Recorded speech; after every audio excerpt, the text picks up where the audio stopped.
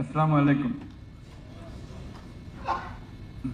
আজকে একটা অপূর্ব সুযোগ প্রবাসী কল্যাণ মন্ত্রণালয়ের কার্যক্রম সম্বন্ধে সবার জানার জন্য। উপদেষ্টা আসিফ নজরুল চেষ্টা করেছেন তার উদ্যোগের কিছু বর্ণনা দেওয়া। এটা কঠিন কাজ এবং যে পরিমাণ ফল পাওয়ার কথা সমস্যা সমাধানের জন্য, শত চেষ্টা সত্ত্বেও তার ধারে কাছে যাওয়া যায় না। যেগুলি সফলতা কার্যক্রমের কথা বলল, আমি শুধু সবাইকে সতর্ক করে দিচ্ছি, তাতে সমস্যার সমাধান হয়নি। সমস্যা আরো গভীর, আরো জটিল। এটা সমাধানের জন্য যেই পরিমাণ প্রচেষ্টা দরকার, এখন আমরা সেটা করে উঠতে পারিনি। আমার সঙ্গে এই সমস্যার পরিচয় বিভিন্ন দিক থেকে এসছে, সরকারে আসার অনেক আগে থেকে। গ্রামীণ ব্যাংকের মাধ্যমে আমরা মেয়েদের সঙ্গে কাজ করি, গ্রামীণ ব্যাংকের মাধ্যমে গ্রামে গঞ্জে কাজ করি, নানা কাজে ঋণ দিতে হয়। ক্রমে একটা ঋণের প্রস্তাব আসতে আরম্ভ করলো, যেটা শাখা পর্যায়ে সিদ্ধান্ত দিতে পারছিল না, যে আমাদের কাছে আসলো। এটা হলো ছেলেকে বিদেশে পাঠাবে, সেই জন্য মায়ের টাকার দরকার। মা হলো গ্রামীণ ব্যাংকের সদস্য,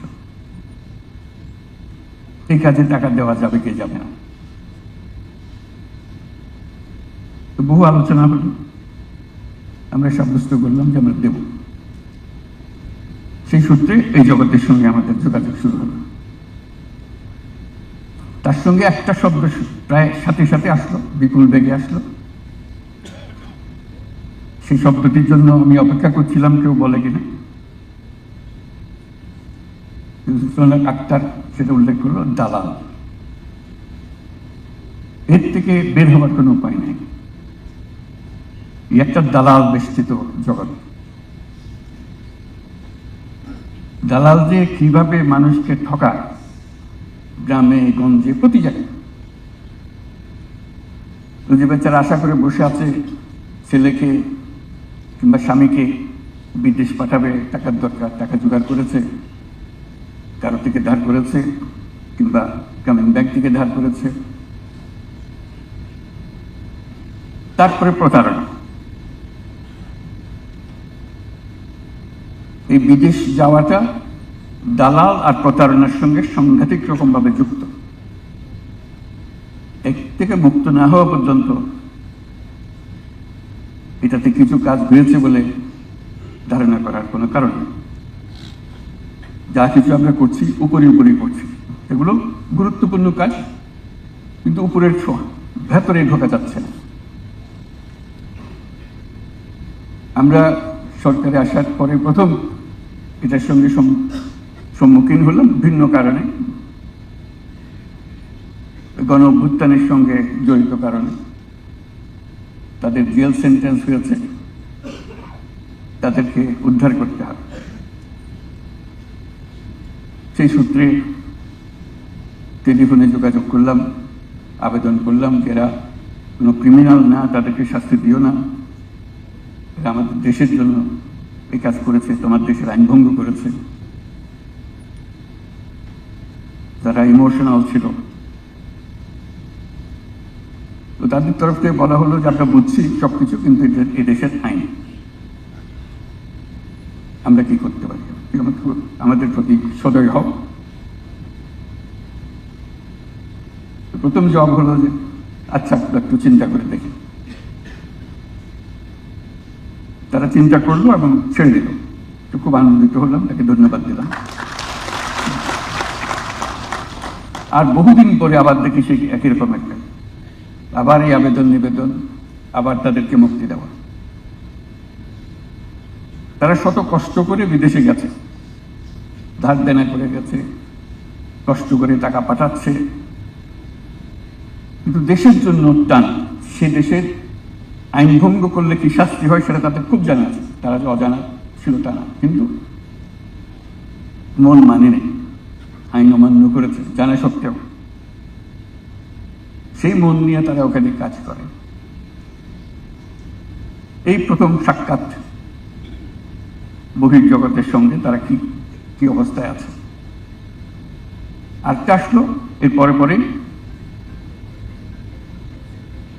আনোয়ার ইব্রাহিম, প্রধানমন্ত্রী মালয়েশিয়া, তিনি খুব উৎসাহিত হয়ে আসলেন। আমি এখানকার চিফ অ্যাডভাইজার হয়েছি, বন্ধু মানুষ, সে একটু সমর্থন জানাতে চায় বলে আমি আসবো। আমি তুই বসে আসছেন, যেই মাত্র খবর হলো যে উনি আসছেন, সঙ্গে সঙ্গে খবর পেলাম যে তখন সব সংখ্যাটা ছিল 17,000, পরে দেখলাম অনেক কম। প্রথমবার বলা 17,000 শ্রমিক শেষ মুহূর্তে যেতে পারে নাই, তারা টাকা পয়সা সব দিয়েছে, শেষ মুহূর্তে যেতে পারেনি কারণ মেয়াদ শেষ হয়ে গেছে তাদের। এটা বহু লেখালেখি হচ্ছিল কি কত।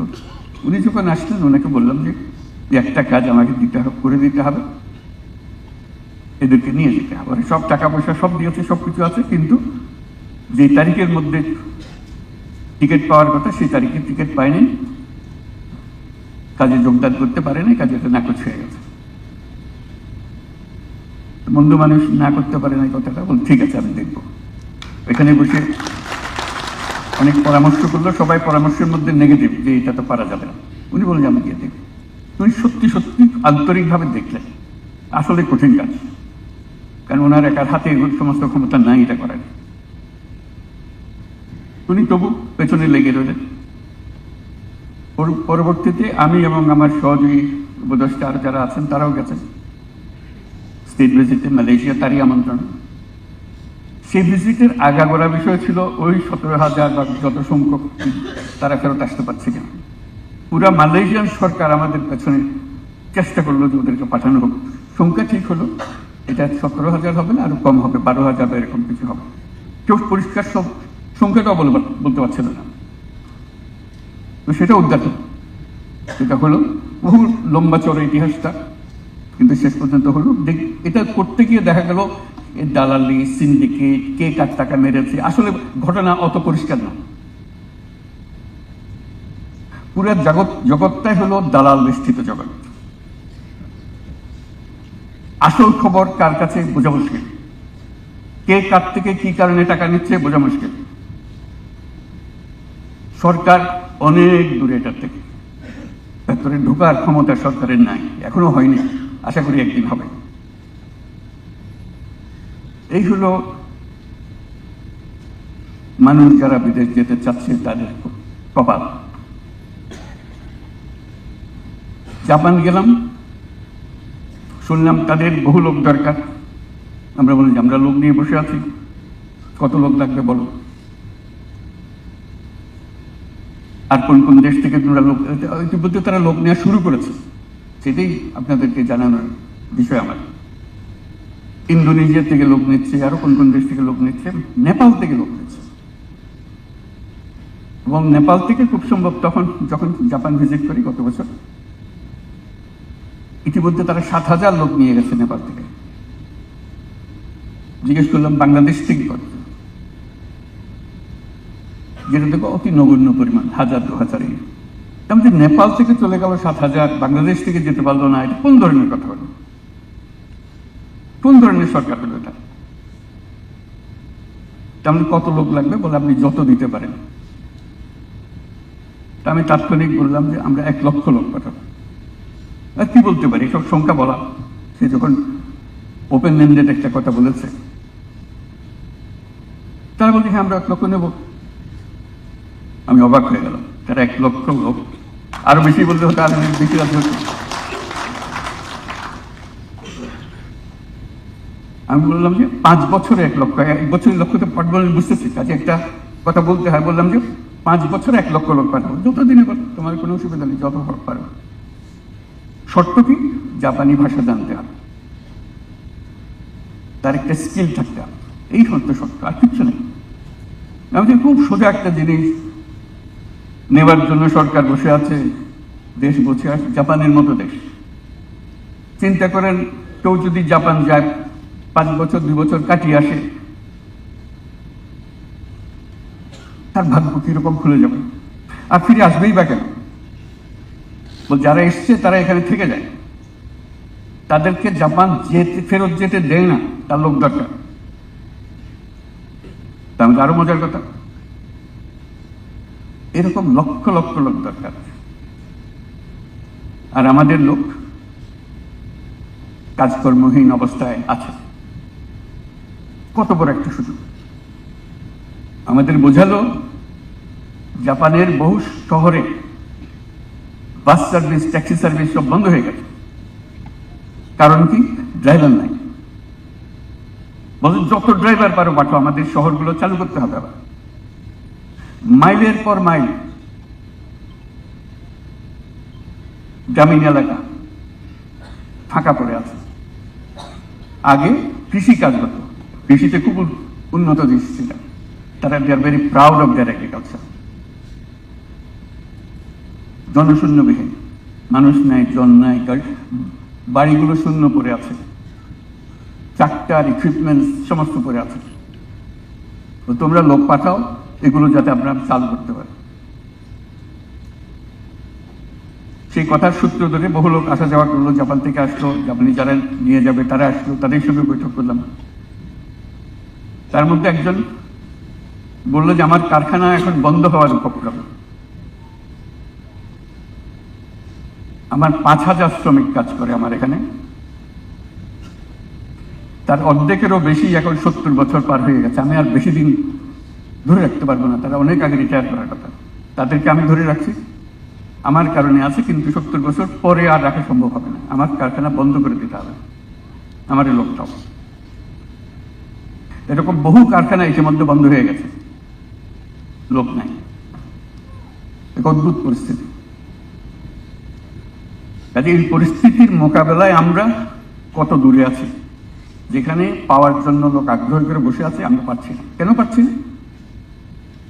তার মধ্যে একটা বড় করুণ কাহিনী। সে করুণ কাহিনীর একজন সাক্ষী এখানে উপস্থিত আছে, লুৎফে। মিডল ইস্টে যাই, যে দেশে লোক পাঠাতে যাই, প্রথম কথা হলো তোমাদের কাগজপত্র সব জাল, নকল, বেজাল, ভুয়া। বাংলাদেশ বিখ্যাত হয়ে গেছে সারা দুনিয়া জুড়ে শুধু ভুয়া কাগজের জন্য। আমাকে ইউএইর মিনিস্টার বলতে আমি নিজে সাক্ষী, যে মহিলার সঙ্গে আমি আলাপ করলাম, সে বললো সে ডাক্তার। বেশভূষায় দেখলাম, কারণ তারা নিয়ে অনেক কথা উঠছে, বেশভূষায় দেখলাম কত গৃহকর্মী হতে পারে সে, ডাক্তার তো হবার কোনো কথা প্রশ্ন হলো না।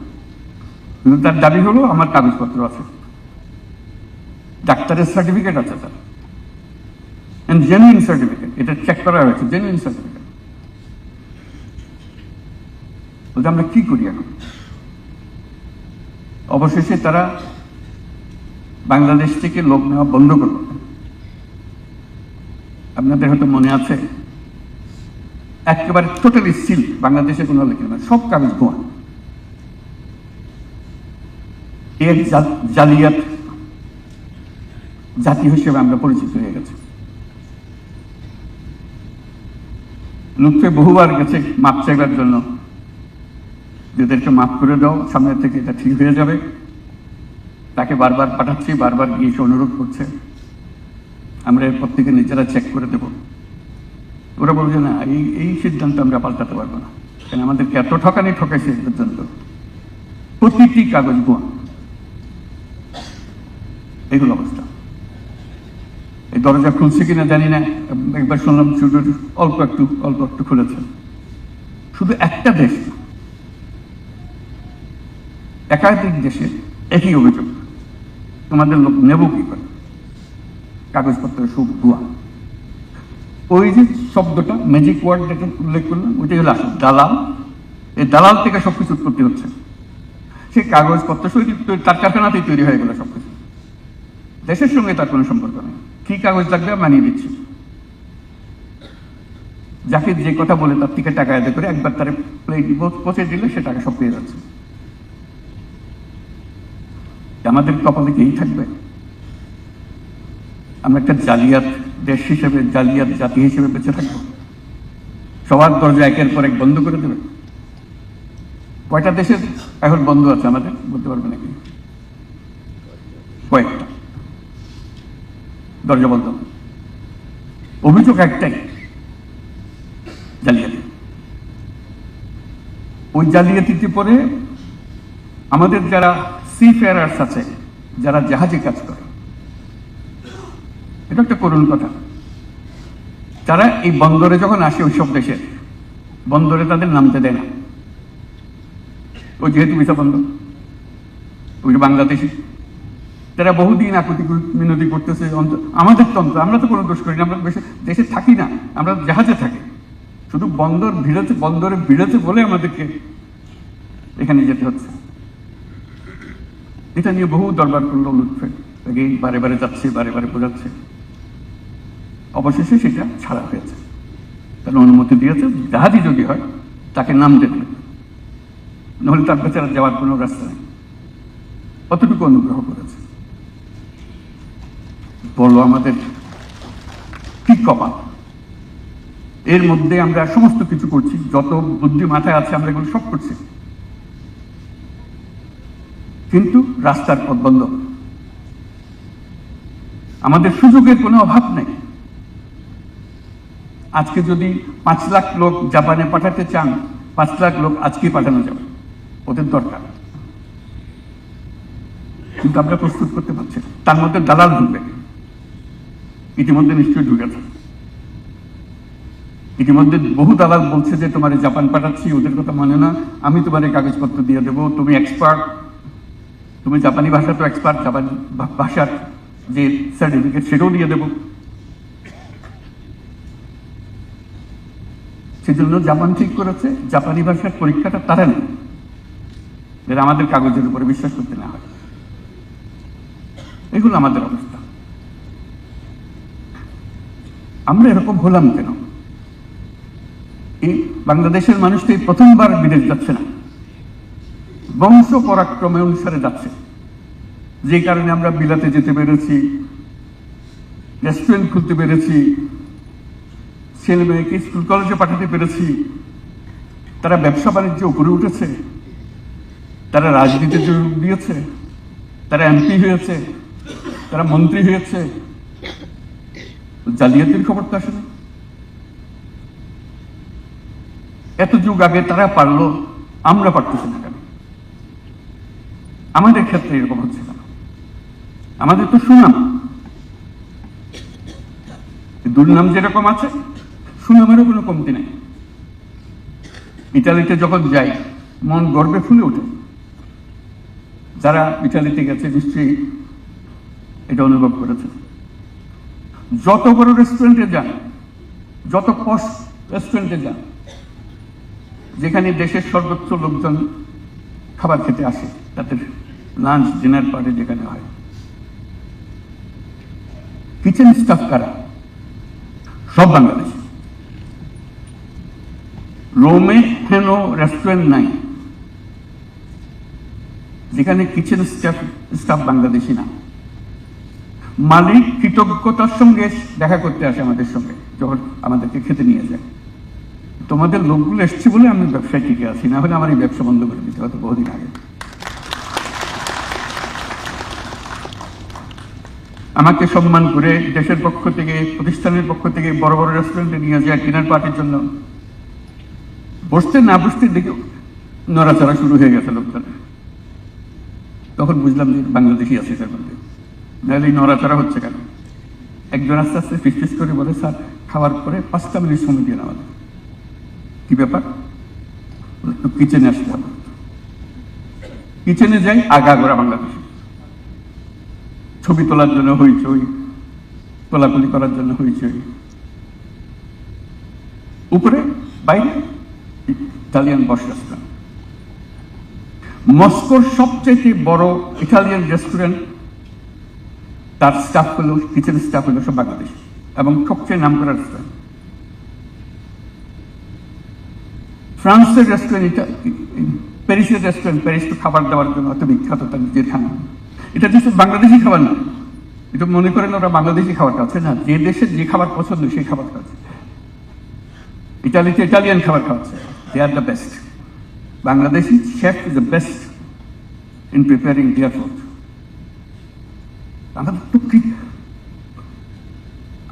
আমাদের স্কিলের তো অভাব নেই, এবং সেটা আমরা এখান থেকে ট্রেনিংটা দিইনি তারা। সে রাস্তায় সুভিনিয়ার বিক্রি করে করে এটা করেছে, ফাঁকে ফাঁকে রেস্টুরেন্টে কাজ করেছে আর শেফ হয়েছে। শুধু শেফ না, টপ শেফ হয়েছে। বাংলাদেশি, ইংল্যান্ডের কথা তো বাদই দিলাম, হাজার হাজার বাংলাদেশি রেস্টুরেন্ট, স্কিলের কোনো অভাব নেই, তারা তাৎক্ষণিকভাবে সংগ্রহ করতে পারে। গর্ব অনুভব করে যখন আমরা চাই তাদের শুনে, দেখা হয় কত তাড়াতাড়ি তারা ভাষায়ত্ত করে। এখান থেকে ভাষা শিখে যায়, ইটালিয়ান ভাষায় চমৎকার ভাষা, মস্কোতে সেখানে রাশিয়ান ভাষায় কথা বলতেছে, অসুবিধা নেই। এগুলো শেখার যে প্রক্রিয়া এবং মেধা, দুটাই তারা আমরা কেন নিতে পারছি না? এখন আমরা জাপানের কথা বললাম, ইতালির কথা বললাম, এখন প্রায় সব দেশ থেকে আবেদন নিবেদন। পৃথিবীতে তারুণ্যের অভাব,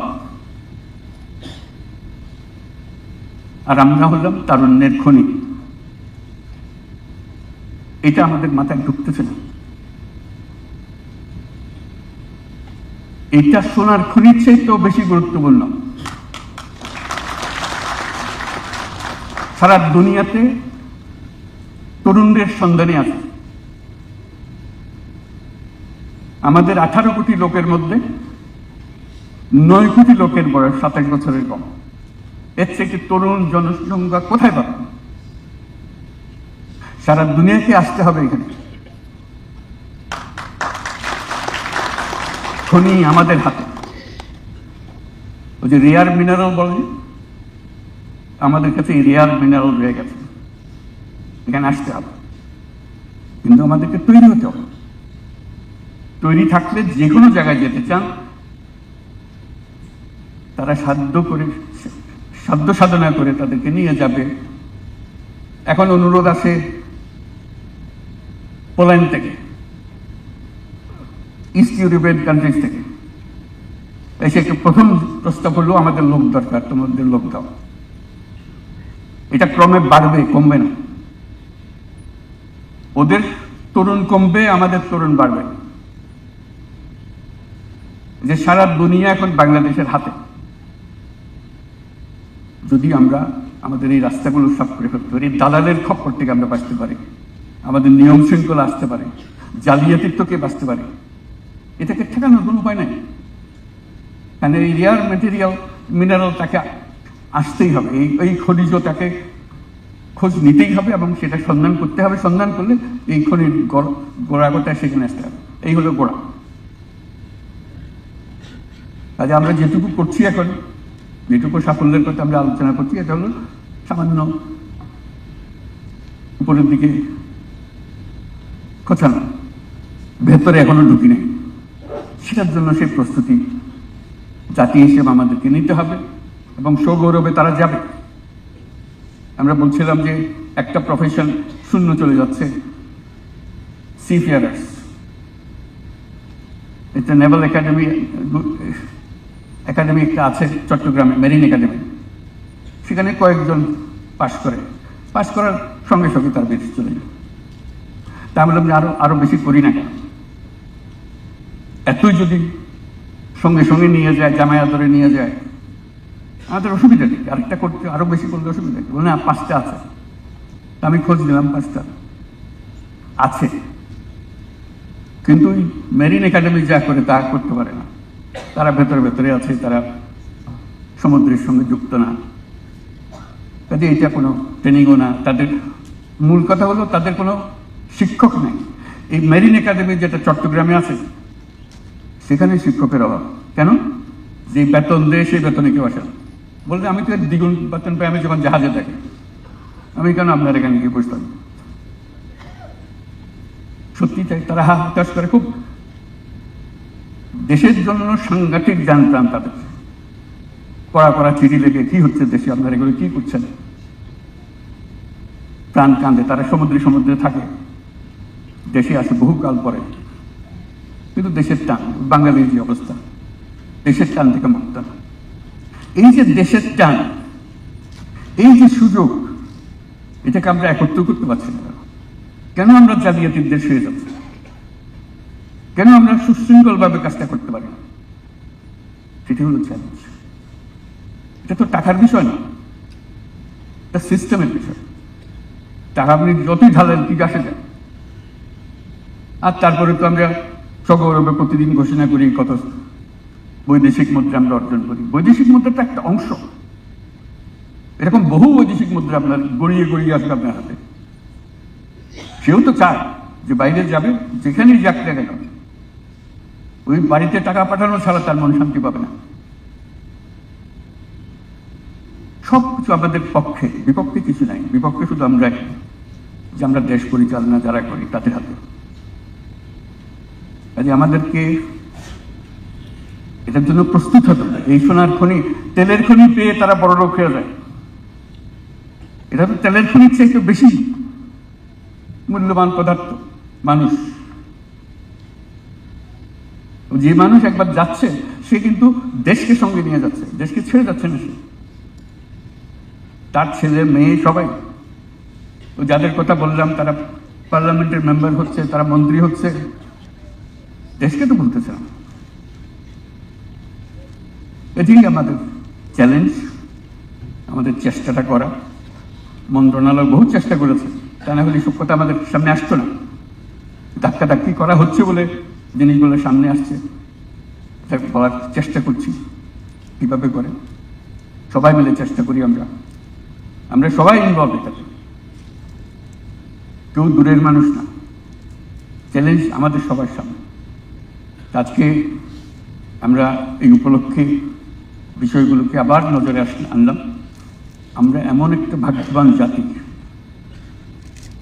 যেখানে একটা অনন্য সোনার খনি আছে। এই সোনার খনির যদি আমরা সোনা না আনি অথবা মাটির মতো ফেলে রেখে দিই, আমাদের কপাল কোনোদিন পরিবর্তন হবে না। আমাদের সেই সোনা ব্যবহার করতে হবে।